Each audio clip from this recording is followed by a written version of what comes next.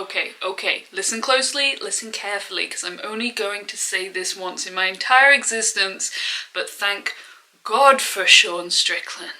I press the button and the doors go up. Whoa, that money clip us now, the new now looks like.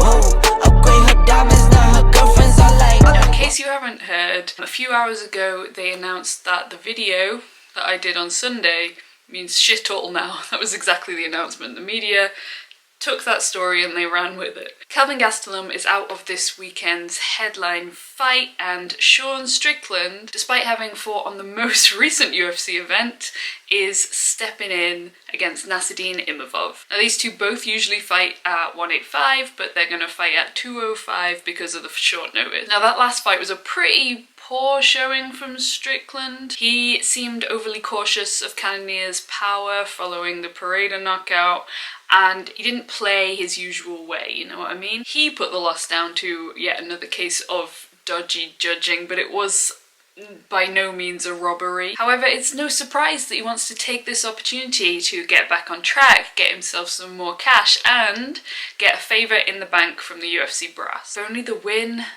was gonna be that easy, Shawnee boy.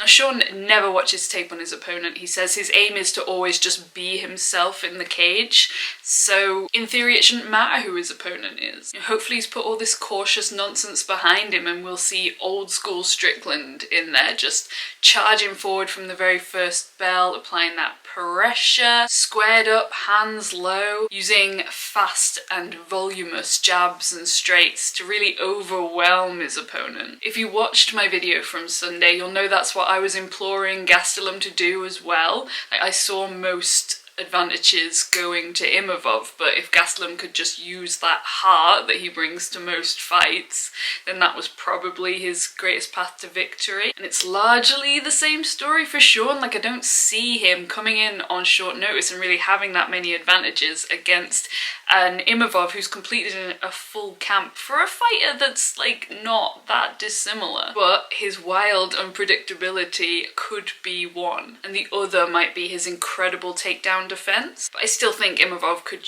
use takedown attempts to break up Sean's pressure just like he could for Gastelum. Largely, I think this is going to be a very technical striking showing from Imavov, and I do see him taking the win. He's such an exciting fighter to watch. He is so well rounded and he has a whole bunch of finishes on his resume pretty evenly across KO, TKO and submission. Sean's style, even when he's been through a full camp, does leave him open for counters and open for super technical fighters to really capitalize. Now Sean's cardio is usually top notch, but that's after a full camp, and we don't know what he's been doing since we last saw him. Probably not preparing for a fight, probably enjoying himself, and also we did see him be more reserved with his pressure, with his pace in the Cannonier fight. Nassourdine always uses all the tools of MMA seamlessly, mixing in the takedowns, working viciously in the clinch, using his knees, elbows, framing off the head to land those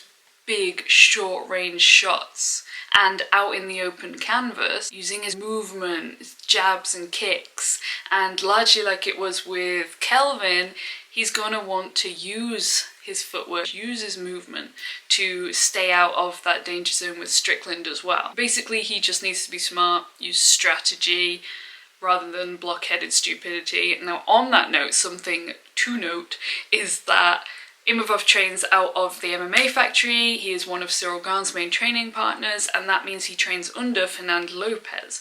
Now, we've spoken about this before, but Fernando Lopez is incredibly strategic, like to the point of obsession. He watches all the tape on opponents and rewatches it and then produces these huge extensive strategies in PDF format. And of course he's not going to have been able to do that in like 6 days notice against Strickland. So will we see Imavov like a fish out of water without that kind of no stone unturned strategy to rely on. One thing I know is that this is a very exciting matchup. It's potentially a better matchup for Imavov, with Strickland not having had any preparation. I think it would be a different story if Strickland had had a full camp, but it's a big opportunity, and we talked about this on Sunday, that Nassourdine has missed out on a lot of those big opportunities and being able to propel himself up the rankings due to visa issues. So now he's getting a bigger name, higher ranking. I hope they take it into account, even though it's at 205. But will he be able to be patient if we do see an old school, wild, unpredictable Strickland just come out swinging from the first bell?